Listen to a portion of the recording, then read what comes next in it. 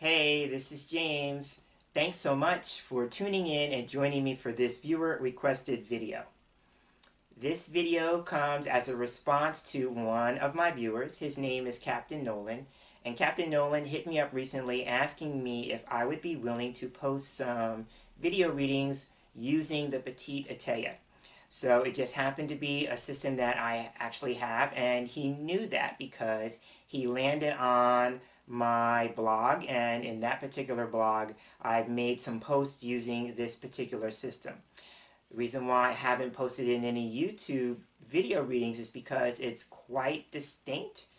To me, it's in a class all by itself, and so I'm feeling that this is going to be a system that either resonates with people or it doesn't. I don't think there's going to be any kind of middle ground. So I wanted to make a separate video for it rather than including it into my normal Oracle Outlook video reading series. However, if there is enough interest expressed after watching this video and enough people feel like they want to see more of it and maybe more on a regular or recurring basis, I could throw it into the mix in terms of rotation for deck selection for that video series. But I thought for the time being it would be nice to kind of give it its own space, so to speak. So I decided to use this video as a response to that request. So again, I'm working with a system known as Petit Etteilla. So the system I will be talking more about as the video progresses in snippets when I get to a part that I feel is significant to talk about, especially in the next segment. I'll probably talk about it more. But just from the outset, it is a 32 card system, so it fits within the Lenormand, Kipper, Gypsy card family in terms of number of cards. It's 4 short of that. You know, those systems have 36, so it falls a little bit short of that, but it falls within that. So it's a 32 card system. It is based on playing cards. It's a playing card based or centric system, but even with that, it is very distinct and unique, and again, I will talk more about that as we're going forward. The deck that I'm working with specifically for this video is one that I found through Lynn Boyle. I've talked about her in previous videos. Lynn is a deck collector based in Australia. And if you're no stranger to my videos, you know that one of my favorite decks by Lynn is my set of Gypsy Witch cards. She calls them the Gypsy Witch fortune-telling oracle cards, the vintage Gypsy Witch fortune-telling oracle cards. It's quite the mouthful. But it is my favorite deck of Gypsy Witch cards. I say that all the time. You've also seen in this space where I've had some Kipper decks by Lynn, specifically the Roaring Twenties Kipper. It's one of my favorite Kipper decks. And recently, I showcased her set of retro Gypsy cards. So those are all systems by Lynn that I've worked with and I love. And so actually my very first set of cards from Lynn, and again, because I haven't used it in a video, I didn't feel the need to mention it, was a set of Petit Etteilla cards. So I'm working with the Argent Petit Etteilla, or Argent if it's in French, and that is French for silver, I believe, if I'm right. So it is, again, it's Petit Etteilla in English. Now here's the thing about Petit Etteilla that maybe most people don't know. It's actually a system that's in French. I was gifted a set of Petit Etteilla cards that are actually in French, and it is a gorgeous deck. However, my French is very rusty. When I was younger, I was very fluent, or more fluent than I am now in French, because I took it in middle school and high school. So I know it's not authentic French, it's what they teach you in school. But it's been a long time since I actually used it, because I have never been in an experience where I actually needed to use it. So my high school French is very, very rusty. So while the deck is gorgeous, I'd have to spend a lot of time on Google Translate, translating the cards. But Lynn was wise enough to make a set in English. There are also some other English Petit Etteilla decks out there, so if you do your due diligence, there are not that many, so they won't be hard to find, but there are a few selections. Lynn actually has, I'm thinking off the top of my head, maybe 3, and I have 2 of her 3 decks. And then there's another one by someone else. So, but here's the thing, if you're going to get a set of Petit Etteilla cards in English, the translation, everything's about the translation, so you want to get a deck where the translations are are pretty accurate, and I'm pretty safe in the way that Lynn has translated the cards. So I've learned, or I believe I've heard, that her translations are pretty spot on. So again, if you're going to get a set in English, the translations are very important. But if you're fluent in French, then you can just go ahead and get the French version, right? So again, I'm working with the Argent, or Argent, depending on how you say that, Petit Etteilla by Lynn Boyle. I will be leaving a link in the description box below that talks more about the deck. And if you feel like you fancy it or you want to add it to your collection, you'll have all the information to do that. So now that I've set things up in terms of the inspiration, thank you, Captain Nolan, talking about Lynn's deck, let's now move to the table and take a closer look at the structure of the Petit Etteilla system.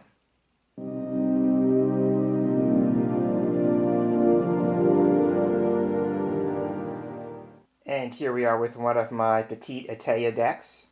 And I think at this point, before going into how to read with the deck, it's very important to talk about the deck structure, because this is one system that I think, if you're going to work with it, that you need to honor the system. And what I mean by that is that you need to work within the structure or the framework of the system. You'll get the most out of it if you stick to the system the way it is and the way it's been structured in order to get the best results.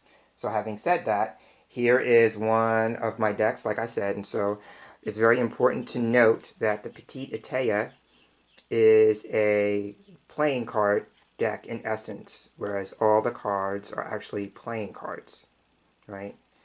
So one of the things about the system is that even though, and I'll talk about this card in a minute, so I'm going to set this card aside. So that even though it is a playing card deck system, if you come to it with some knowledge of how to read playing cards, you're going to need to put that knowledge aside. And this is why. Each of the cards is assigned its own meaning. And so this is where part of the deck structure comes into play. So you have to stick with the meaning that is on the card. So if you are a cartomancer and you notice that this card is the Eight of Clubs and you have your own meaning for the Eight of Clubs, personally, you have to be willing to put those meanings aside because they will not work in this system. Another thing to note with this is that these cards are also read in upright orientation and reversed, right? So you have to be willing to work with reversals. I had to get used to that myself because in all the systems that I work with, I do not read in reverse, and I don't work with reversals unless it happens to show up in a client reading. Like for instance, when I started with tarot, I did read upright and reverse, and then I was led to stop. And so without getting too far off topic here, if someone is interested in that, you can question me and I'll share the story. But I was led and prompted to stop working with reversals. However, in my readings, when a card does turn up reversed for a client, I will talk about it because it deserves to be acknowledged, right? So, but if you don't work with the reversals and you come to the Petit Etteilla wanting to understand it, you have to be willing to work with reversals. The interesting thing to note in this particular deck is that Lynn, the deck creator, was kind enough to make a symbol in the upper left-hand corner so that you know when the card is upright, and if the card is reversed, the symbol will be down on the bottom. So that is how you can tell when a card is upright and reversed. And now, having said that, there are meanings for the card when it is upright. So since I have the Eight of Clubs in my hand, I'll just put the rest of the deck down and stick with this card for a minute. So the Eight of Clubs upright can mean a brown-haired girl, or it can mean art, right? So this is the forename. The top line is the forename, and the second line is the surname. When you're reading Petit Etteilla cards, you either pick the first meaning or the secondary meaning. You can't use both. It has to be one or the other, right? So turning it upside down, here we have a light brown-haired girl, or distant. So that's the forename, the light brown-haired girl, and then the surname is distant. So again, if this card was to turn appear or turn up, upside down, it would either be this meaning or this meaning. You can't use both, right? So let's look at some other aspects of the card. So here, underneath the top two meanings, we have this M number and a word there. So M stands for meaning, because the system is designed where 29, which is the number of this card, and 2 equal 31. Etteilla had this system where all the cards equal 31 because there's 32 cards in the deck total, right? So he had a numbering system based on the number 31. So all the cards have a number and then their secondary number, which is the meaning number, right? So what it is that this word thief would come into meaning if there were cards that were meaning cards, meaning like if you pulled card 29 and then you also pulled card number 2, then that would be 31, and they would each have this secondary meaning here, which would be thief. So thief would become a meaning for the two cards. So hopefully we'll have an example where that comes into play so you could see or understand exactly what I'm talking about. Then underneath that we have a letter E. E is for Etteilla, and that's where this card comes in. So this card here is the carte blanche card. It's also known as the Etteilla card. So whenever this card comes into play, you want to take the E meaning of the card to its left. So if, for instance, if the Etteilla card, like I have it here in my hand, is here on the right, then an 8 of clubs came next on its left, you would take the weakness. Weakness would be the meaning of this card, because the Etteilla card or the carte blanche card has come before it, right? So there's that to note. And we'll talk more about that because we need to talk about how to read the cards. There's a certain way of reading the cards as well. Then if you notice, there are words and numbers on the side. So you look for these if you see multiples. So for instance, if there were 4 8s in a reading, you would take the word setbacks and apply that to the reading. If there were 3, it would either be partnerships or alliance. You would take that into consideration. 2 8s, it would be new acquaintance. Now that would be if the card was upright, right? Because you have the symbol here denoting it's an upright card, and then you would take these meanings into consideration if there's multiples. If the card is reversed, same thing. Only you would be looking at this side, right? So here, if we had 4 8s, it would be, and 4 8s reversed, I should say, right? Because the orientation, right? So then you would have 4 8s in reverse would be mistakes or mistaken. That would be the theme of the reading. 3 would be show or spectacle. That would be the theme if 3 8s reverse came into play.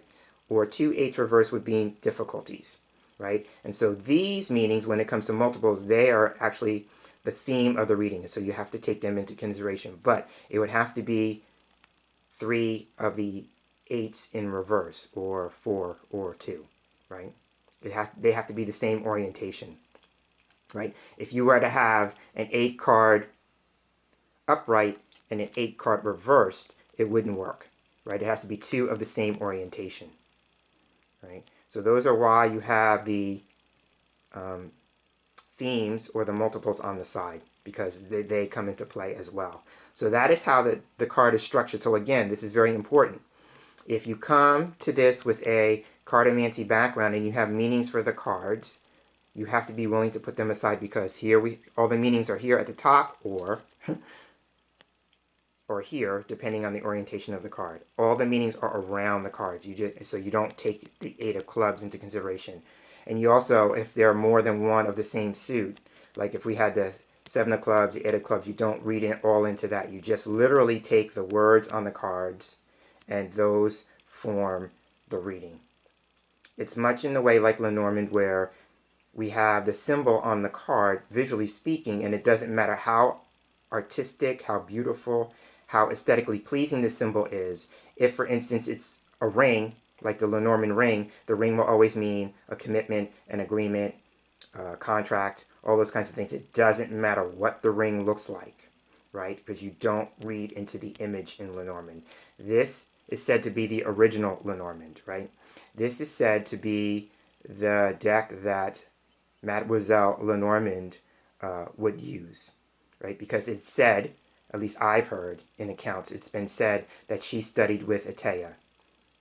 So that is why. So again, it's very important. If you have meanings for the playing cards, You have to be willing to put them aside. You also have to be willing to work with reversals. Okay? So that is the structure of the card. So having said that, I think now it's okay to move into showing you how I personally read with the deck.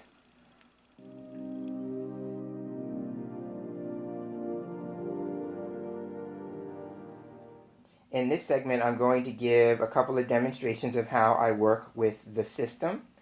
So when I work with this, I'm a big believer in less being more. So I only use 3 card readings or 5 card readings when I work with the Petit Etteilla. There are some other systems. I know there's one reading that encompasses at least 13 cards, but I tend not to use that many. So I'm going to do a couple where I'm showing you how to work with 3 card readings, and I'll do a couple where we're doing 5 card readings. Okay, so what I personally do is, here's a deck, and I always start with all the cards in their upright position. So now remember, here the arrow is going to show you which way the orientation is. If it's pointing up, it's upright. If it's pointing down, it's in reverse.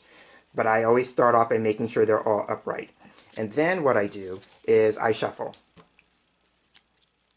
And I start shuffling. And then what I do is I stop shuffling after a couple of shuffles. And normally I'm doing this on the floor of my bedroom because I usually work with Petit Etteilla for myself. So all my personal readings are done usually first thing in the morning after I get out of bed, and I'm on the floor of my bedroom and I'm reading on the carpet. So I usually, at this point, when I want to reverse the cards, I usually switch them around to do some reversals. For this case, what I'll usually do is cut the deck. So you can do this, and make sure that you turn one of the piles in the deck upside down for reverse, right? Now, one of the things about the backs of these cards, this particular deck, is that Lynn, the deck creator, has put the name of the cards and her copyright and her name on the bottom, but it's very faint, and you can easily tell when the card is in reverse than when it's upright. You know, personally, I have a preference that if I need to work with a system in reverse, I would like to have a background that's similar, whether it's upright or reverse, so I don't know in advance that I have reverse cards. So that's the one challenge with this deck. So you would know if a card is in reverse or not. But it's subtle that I tend to still work with it because I like the deck that much. But the traditional, the French version of this deck has a plain background, so you can't tell when a card is upright or reverse. Okay, but you have to be willing to take some of the cards and put them in reverse. So I usually take one stack, turn it in reverse, and then kind of just separate them some more so we have some all around. And then I go back to shuffling the deck as a whole. And again, I do this with the intention of having reverse cards in the deck. And then I just shuffle. So sometimes if I'm doing a reading just for myself, I either ask, what do I need to know for my day? What will my day be like? Or I sometimes just ask the cards to just show me what the story is. And I learned this with the teacher that I had. When I was learning this deck, I had a private lesson, tutoring session with a traditional Petit Etteilla reader. And he taught me that if I wanted to gain practice with the cards, don't get hung up on maybe having a particular question, but be willing to look at what the story is in the cards. What are the cards telling you story-wise?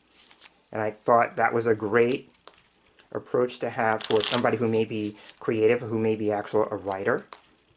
You know, somebody who's a storyteller. That would be a great way to work with the cards, is to come up with a story. So sometimes I just ask the cards, what's the story for today? So let's do that. So let's just say, what's the story for today? So I'm shuffling that question into the cards. This is one way I shuffle. And then sometimes I just go like this. This is another way I shuffle the cards. This also works. Right? So whenever I feel like I've shuffled the cards enough, then I just do my usual thing. If you've been no stranger to my videos, you know this is something I love to do. I just cut the deck. And since I'm doing this for the YouTube community, I shuffled away from me, not towards me. And then what I usually do is I spread them out in a fan, like I always do. And then I just look for 3 cards to get my attention. So I see this card, and this card, and this card. So now, this is another part of the system that's very important. If you noticed, I pulled the cards, and I pulled them right to left. This is the way that the cards are read. Whereas, if you've seen my Lenormand videos, or my Kipper videos, or some other system where it's normally read left to right, this is the opposite. You have to be willing to read the cards from right to left. That's how they're read, right? So if you're not sure, if you think you're going to mess them up, then what you could do is you can stack the cards on top of each other, right? So let's say I did it that way. Take the remainder of the deck up. So I have cards 3, 2, 1. This is the order that I pulled them, and then you lay them out. 1, 2, 3. Right? So this is the line, right? And that's how they're read. They're read right to left. So now, what I do at this point, I don't do like I do with my line of 5s normally if I'm working with something like Lenormand or Kipper or Gypsy cards or playing cards, where I look to the center card first. What I do is I literally turn them all over at the same time. So starting with the right card, we have, how funny is that? We have the 8 of clubs reversed. It's so funny because that was the example card that I talked about in the previous segment. So here we have the 8 of clubs reversed, middle card. Here we have the King of Hearts in reverse. And remember now, you'll know the card is in reverse because the arrow mark is pointing down. And then the last card is the King of Clubs in reverse. I mean, King of Spades, excuse me. So this is great. Okay. So then the reason why you want to look at the cards all at once is because you want to see if there are any meeting cards. This is where you would look for meeting cards. And so now remember, the way that the meeting cards work is that you would take the number of the card, and then this is the complementary card. So complementary card or the meeting card is number 2. So you would see, okay, this card 29, do I have it number 2? No. Okay, 10, and then 21 would be the meeting card. Do we have 21? No. Then 17. 14 would be the meeting card. Do we have card number 14? No. So there are no meeting cards. Then you want to do is you want to look for multiples. Do we have any multiples? We have 2 kings. Okay. Are they both upright? Are they both reversed? Or is one upright, one reversed? What do we have? Okay. So we have 2 kings in reverse. So this is the something you want to note. 2 kings in reverse. Now remember, you want to look at the meanings on the side here, on the right side. So 2 kings in reverse would either be projects, plans, or ideas. So that is the theme. And you'll know this because if you look at both kings, both on the right-hand side say the same thing. So here again, we have projects, plans, ideas, right, in the right side of the card. So for the theme here, now remember, I asked, what's the story, right? That's the question I put to the card. So the story is that there's a theme of projects, plans, or ideas. So that's what the theme of the story is about, right? Because we have 2 kings in reverse. And then what you can do is, oh, the other thing you want to do is you want to see, do we have the carte blanche card or the Etteilla card? And of course we don't, right? But you want to make a note of that. So when you start off and you turn all the cards over, you want to look for meeting cards, multiples, is the carte blanche or the Etteilla card there present, right? Okay. So then after you do that, then you could start looking at the individual cards. So again, remember now, for the first card, and you read them right to left. So the first card here we have either the light brown-haired girl, that's the forename, or distant. So you pick one or the other, either the surname or the forename, right? So here I might pick distant. So let's try that. So we have distant with the first card, right? Then we have either a dark blonde man or mentor, tutor, coach. Remember, pick one or the other. So I'm going to pick distant for the first card, like I said, and then I'm going to pick mentor, tutor, coach. And then you do the same thing with the third card. And then it's either widower or divorced man, or weakness or cowardice, one or the other. Right? So I'm looking, the first thing that comes to me, if I pick distant and mentor, tutor, coach, this might be a mentor, tutor, coach who's some distance away, right? Going with distant, mentor, tutor, coach. There's something about a tutor, a coach, a mentor who is distant, meaning far away. So that would be maybe something I would look at for the first two cards. Remember, and that would be keeping with the idea of projects, plans, ideas, right? And then bringing in the other king here, we could have it with a divorced man.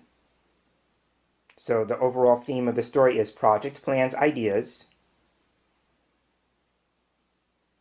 with two men, one being a mentor, tutor, coach, the other being a divorced man. And there's distance. So the distance, a distant mentor, tutor, coach, and a divorced man. So there's something going on with that. And they're having a mutual project plan idea. Right, so now there's another way you could do it. So let's say I went with light brown-haired girl and a dark blonde man, and I chose weakness, cowardice. What I'm doing is I'm using the opposite of the other one. So the theme would still be the same. Projects, plans, ideas. Then we have a light brown-haired girl. So between a light brown-haired girl and a dark blonde man. And then we go weakness or cowardice. Now here's the thing about the word. So some people take the words literally, right? And they read them from right to left in the literal fashion, right? Sometimes with the words, it's about taking what the word means, like it's the concept of the word, right? So I might take something like the word weakness, and instead of using the word weakness, I might say that the plans, projects, ideas between a light brown-haired girl and a dark blonde man aren't that strong. And that would be how I would use the word weakness, right? So again, I'm reading the cards from right to left, incorporating the theme of the cards, and I'm using the concept of the word weakness. One of the things I do personally with this system is like, if the word doesn't make sense, quote unquote sense to me in the context, then I think like, what does the word mean? What is the concept of the word? And then I might have an equal word or a similar word that fits the concept. So for me, weakness would imply something that's not strong, right? So that is how I would see the story. And then you could alternate the words just to kind of get a feel which story seems that it has more resonance or it seems to make more sense. I actually like the light brown-haired girl and dark blonde man, you know, their plans not being strong. Right, so that is how you could work with a 3-card line if you're asking a very general question. So now I also want to do one where we're asking a more specific question. So let's prepare to do that.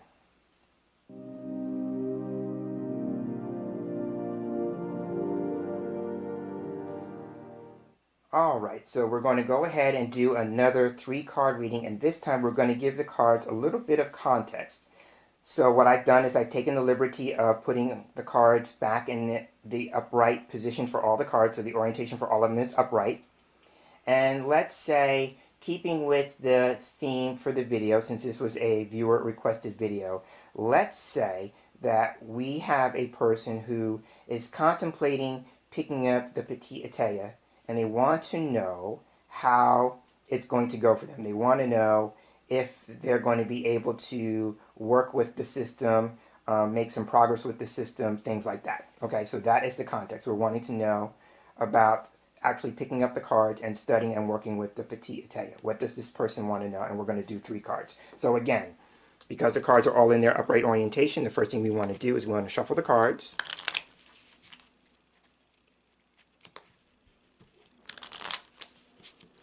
And we want to think about the question. And then at some point, while you're shuffling, let's turn some of the cards reversed.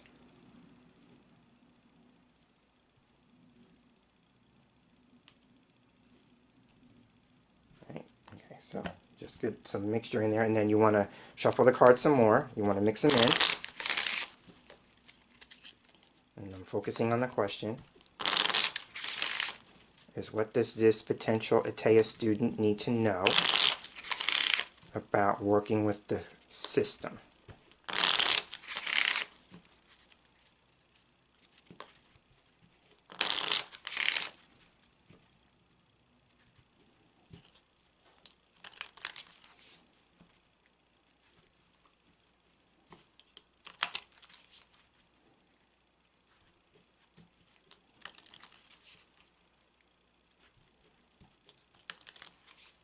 All right. So now I'm going to go ahead and cut the cards again, just because I like to do that.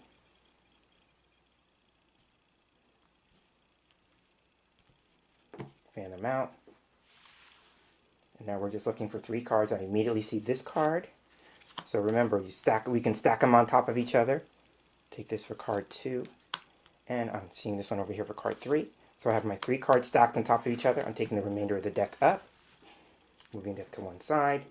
So now remember, I have 3, 2, 1. Then when you lay them out right to left. 1, 2, 3. Okay, so now remember, the context was we have a potential Etteilla student interested in the system, curious to know how that's going to go if they want to work with the cards. And I just realized these are slightly off, so I'm going to, the perfectionist in me likes to have them centered a little bit better. Okay. All right. So now let's turn the cards over. Turn them all over at the same time. So now here we have the 7 of clubs upright.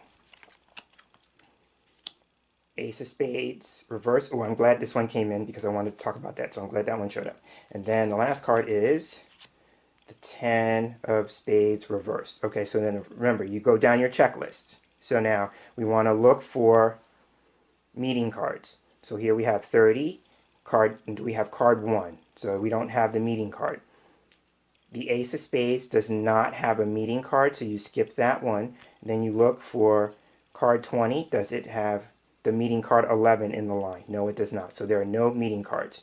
Then you can clearly see we have a 7, an ace, and a 10, so we don't have any multiples, and we don't have the Etteilla card or the carte blanche. So you want to do all that first, right?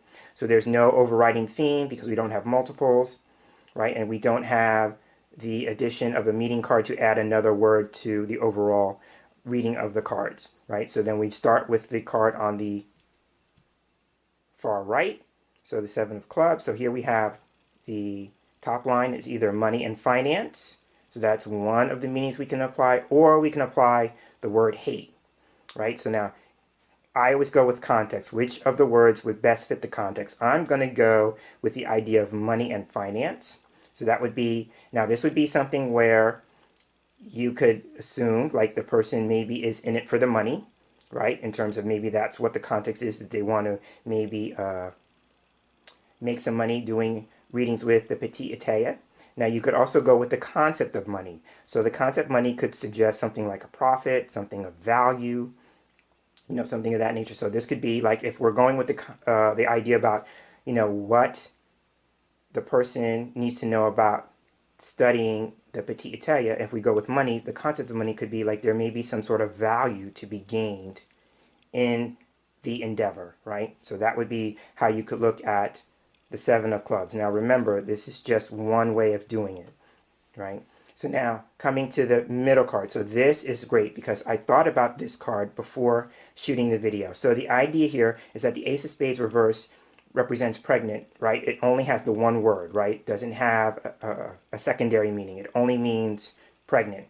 So this is where you might want to consider what is the concept of being pregnant, right? For me, when this card comes up, I tend to think of not, you know, being pregnant in the literal sense unless it fits the context.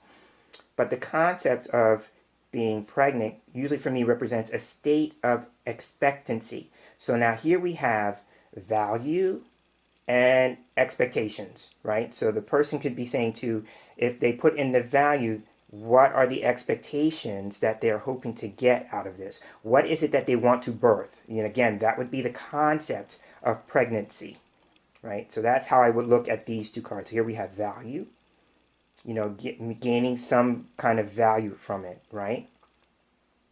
And then what are the expectations? And what is the person hoping to birth as a result of picking that up? And it could be the birth of money, right? Hoping to get money if they're wanting to do it, maybe, you know, in terms of reading for other people, right? The idea of pregnancy is bringing new life into the world, right? So this could be, you know, picking up something, they get a lot of value out of it, and it's like bringing a new life into the world, right? So that is how I would look at the idea of pregnancy. Remember, it can be the literal word, or if you're very fluent in words and meanings and things like that. It could be the concept of the word. How can you stretch the concept, right? And then the last card here, the Ten of Spades, we have losses or the element of fire, right? So it's very interesting that here we have money and losses on either side. So we could go like based on the value, like if they're putting value into it, they could come up short if we go with the word losses, or that there's going to be some sort sense of loss at the end, right? I was more drawn to the element of fire. So this is great. There are some elements of Etteilla that strike me as astrological, and so I'm going to go with this. If I turn the middle card upright just for a moment, so you can see that upright, one of the words attached to the Ace of Spades is Venus, right? And so if you have an astrological background, what would Venus mean to you regarding astrology, right? For me, I tend to think of Venus as the planet of love, right? So that is one way of looking at this in its upright, right? So, but reversed, you don't have that. You only have the word pregnant. But I mentioned that because the element of fire. So if you're into astrology, if you're an astrologer, what would the element of fire mean in an astrological sense, right? So this is be where you could take the concept of fire and stretch that. It could literally mean you could use the word fire and in a literal sense, it could be talking about fire, right? I would go with the concept of fire, meaning like it's about inspiration, it's about passion, it's about motivation, you know, being on fire for something, all those kinds of things, right? So remember now, order of the cards is important. So pregnant would be like what's being birthed. What's the expectation? You know, the expectation could be, or what's being birthed could be the sense of inspiration, passion, you know, being on fire for the system, right? And so remember, order of the cards is important. Once you pick the word, the words have to be in the order that the cards are drawn, right?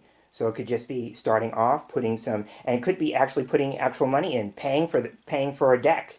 You know, if we go with money and finance, you know, financing the system, well, how do you do that? You got to buy a deck. Maybe invest in, you know, getting some training on how to read the cards. But this card would be saying at the very beginning, there may be some money being put into the study. That just came to me in the moment, right? Because I looked at the concept of money, but it could literally mean like somebody's putting money into that, or some financing your education or study of the Petit Etteilla. And that could just be, you know, getting books, if there are books on the market. And I think there are, if there are, they're in French, you know, so that wouldn't do me any good personally because my French is high school French and is very, very rusty, right?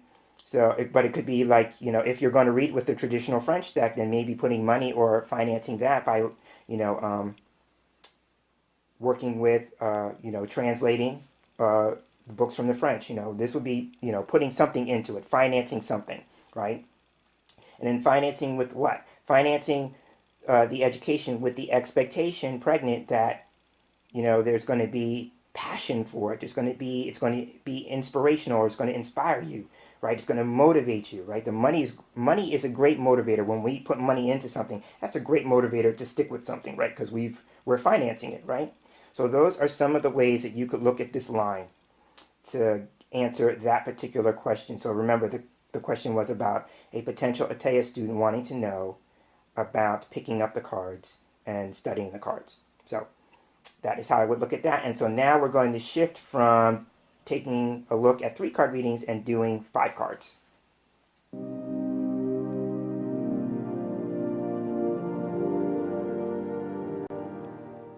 And we're back, and now we're going to do one of 2 5-card line readings. And so for the first one, I'm going to go just like I did with the first of the 3 cards.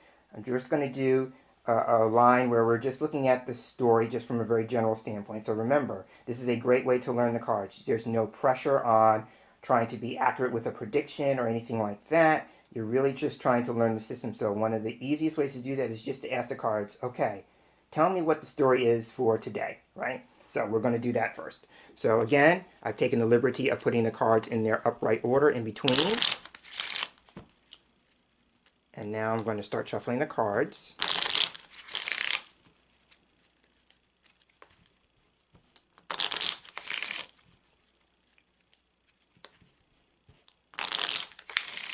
Okay.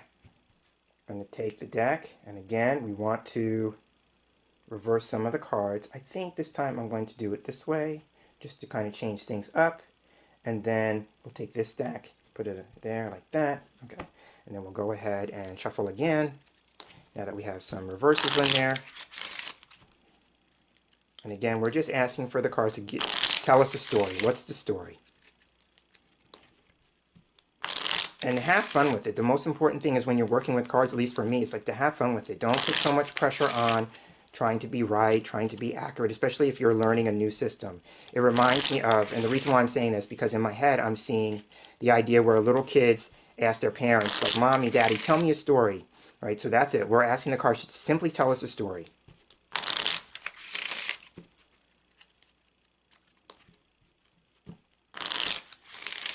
Okay, I'm feeling one more time will be good. All right. And then I'll do my usual. I'm going to, again, cut the deck. It's just another way to kind of make sure that they're all mixed up really well. And now I'm going to fan them out. And then I'm going to pick cards. I'm going to stack them one on top of the other. And as I'm doing that, I realized I did not mention that the deck structure is 32 cards. So if you're used to working with systems like Lenormand and Kipper and Gypsy cards, it's similar in nature. There's just 4 less cards. And so while I was talking, I wanted to make sure I have 5 cards. So I see 5 cards there. Okay. So, but I don't think I mentioned that prior to. So again, it's a 32 card system. All right. So now I stack them on top of each other. So this is 5, 4, 3, 2, 1. Okay. So now I have them in the order that I picked them. Card 1. Far right, and then they all go to the left. So these are the 5 cards. And again, when you're doing a line, you want to turn them all over at the same time. You don't need to do one at a time, kind of thing. Right? Okay. So, again, just my need for making sure that they all look somewhat straight. All right. So again, turning them all over, starting with the card in the far left. So here we have the 10 of spades upright, which is good because we had it in the prior example in reverse. So now we have it upright so we can look at the opposite side of the card. Next card. And here we have the 7 of clubs upright again. So we have the same card from before. Middle card. Here we have the 9 of diamonds in reverse. Then next to that we have the 10 of clubs reverse. Okay, this will be good to talk about. And then on the end we have the king of diamonds upright. So the first thing you want to do is you want to go through your checklist. So the first thing you want to do is, do we have any meeting cards? So you want to do is 20. So do we have card 11 as the match? No. 30. Do we have card 1? No. Card 7, do we have card 24? No. Card 27, do we have card 4? No. And then card 2, do we have card 29? The answer is no. So there are no meeting cards.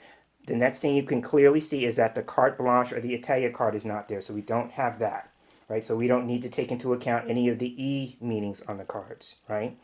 Then the next thing I notice is I have 2 10 cards, right? However, I have the 10 of spades upright, the 10 of clubs reversed. So there are no multiples because one is upright and one is in reverse, right?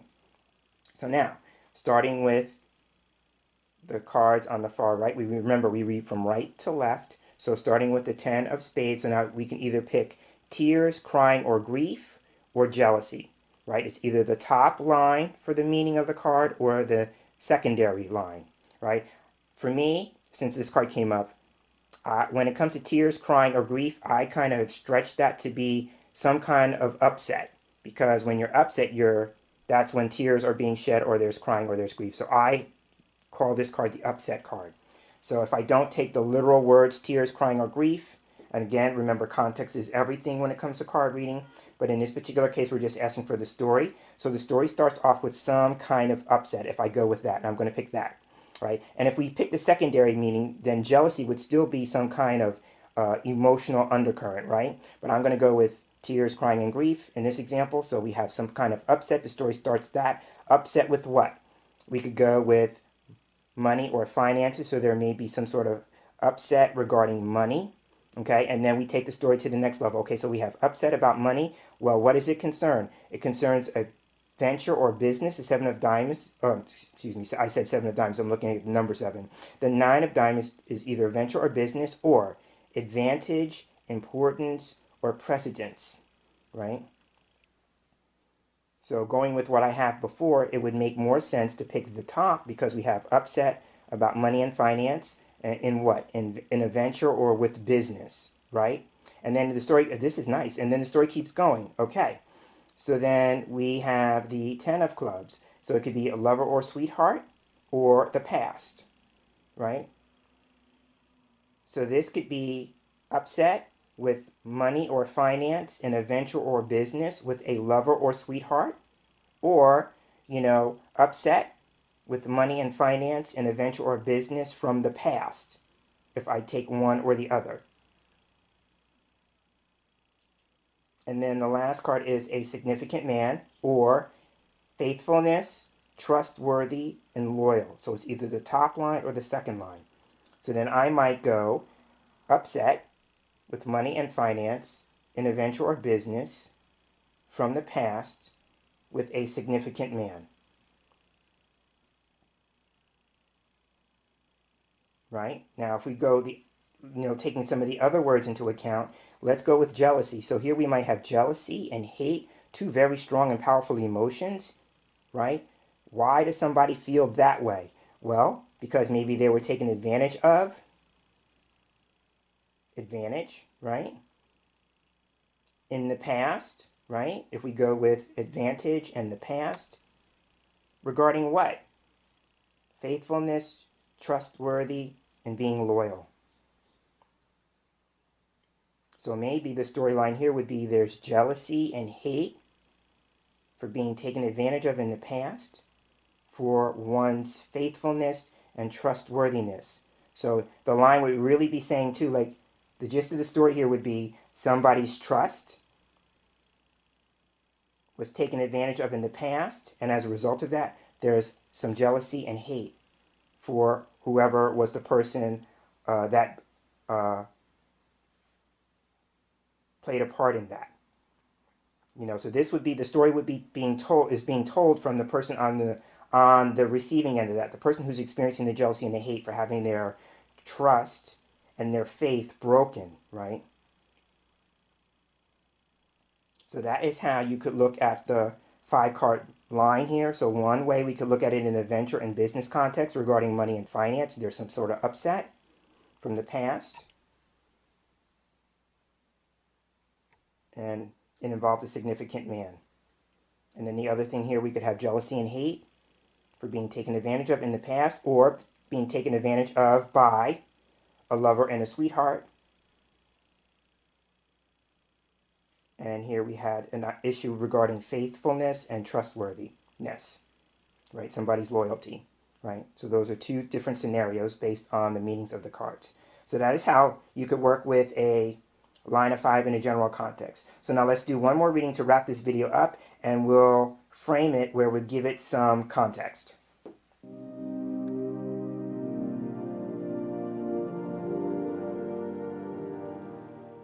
All right, and here we are with our final reading for this video. And again, off camera, I've taken the liberty of putting all the cards in their upright orientation. And while I was doing that, this was the scenario that popped into my mind. So let's say we have a woman, and let's just call her Jane, like in Jane Doe. I'm thinking of the show Blind Spot, one of my favorite shows. And so there's a character called Jane Doe in that. So let's say we have a woman named Jane, and she's dating this man, and let's call him Mark. So Jane and Mark are dating, and so now it's getting to the point in the relationship where Jane is going to be meeting Mark's family for the first time, and so she's consulting the Petit Etteilla, and she wants to know how is that going to go, right? So she, again, context is Jane is meeting Mark's family for the first time, and she wants to know how is that going to go. So that's the context. So now let's take that and shuffle that into the cards.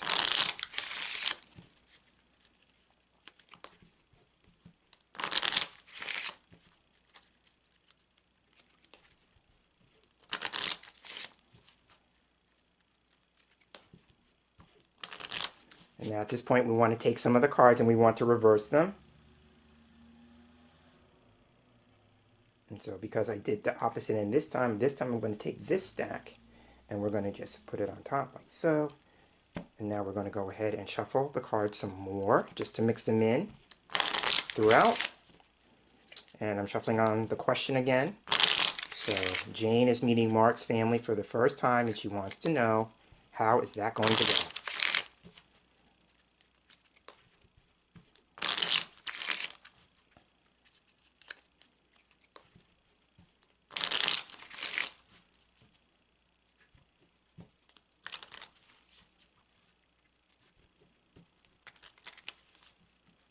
All right.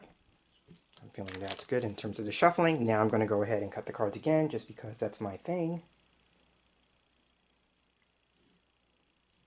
And fan them out.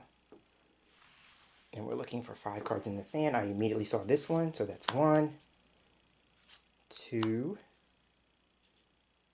3, 4, and we're looking for the final card.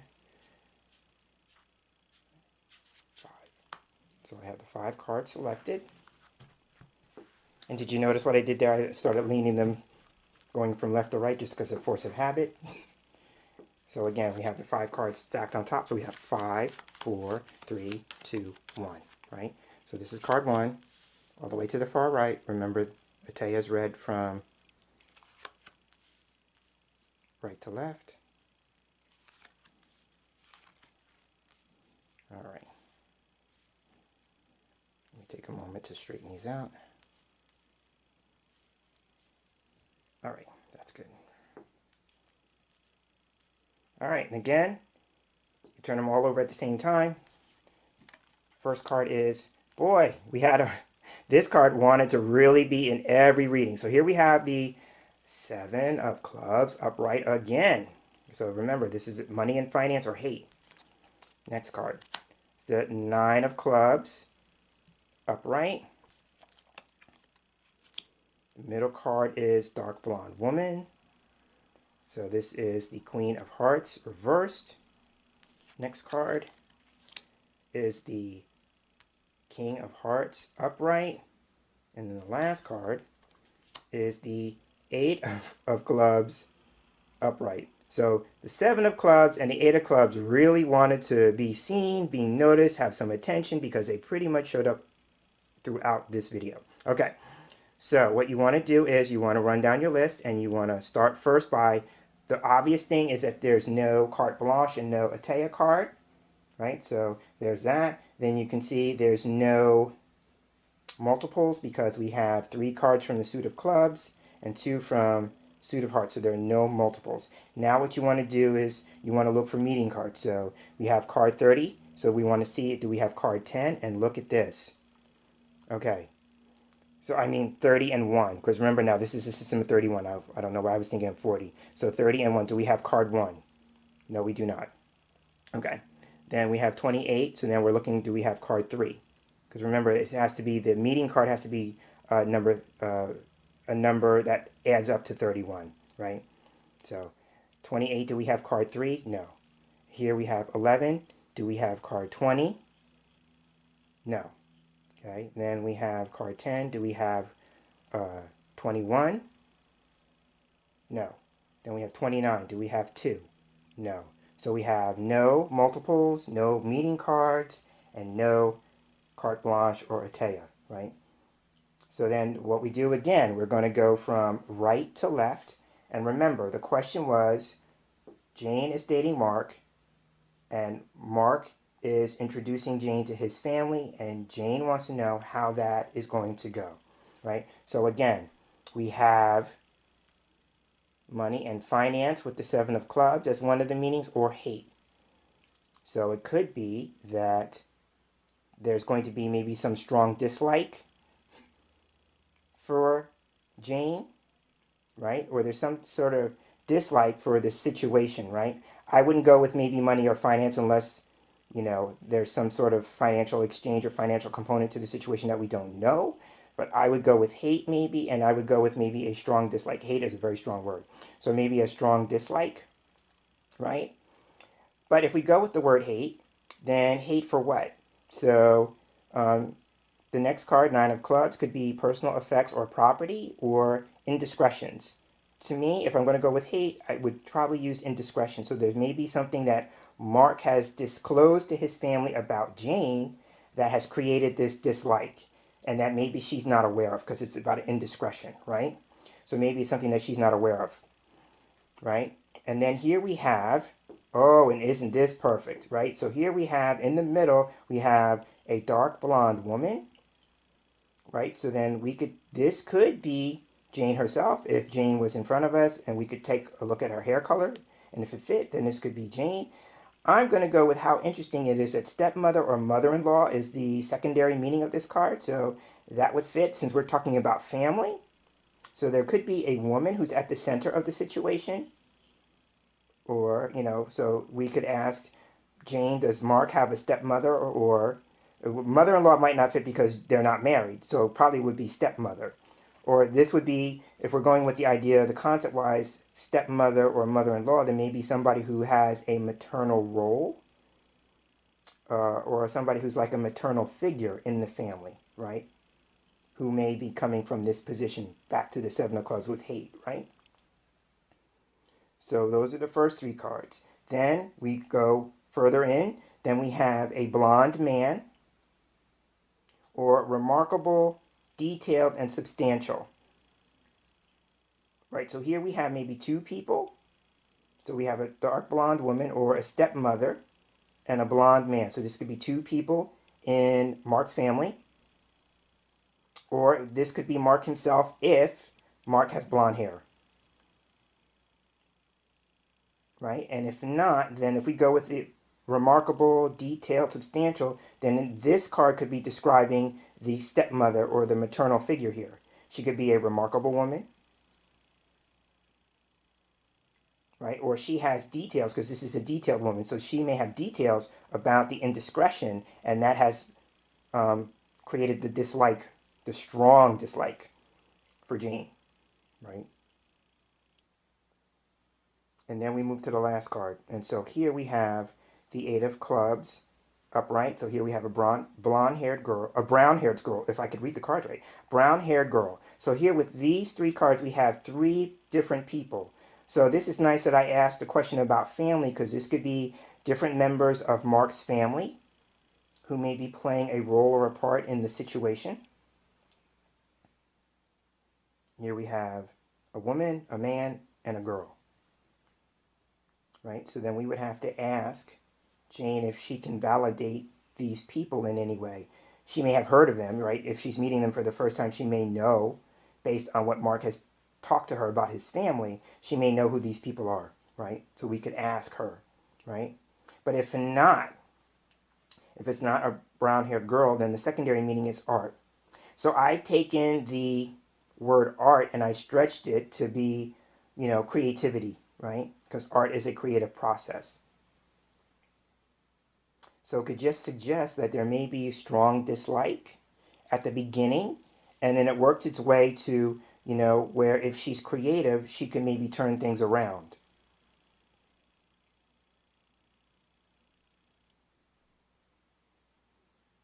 So I would go with the idea of hate, and hate for what? Hate for some sort of indiscretion. Hate for an indiscretion by who? By a dark blonde woman or a stepmother who maybe whose place in the family is either something remarkable or substantial, or that the hate for the indiscretion by this woman is because of some details, because this card is about detailed. And then for Jane, if this is the setup for Jane, then she's going to have to be really creative in terms of how she approaches the situation.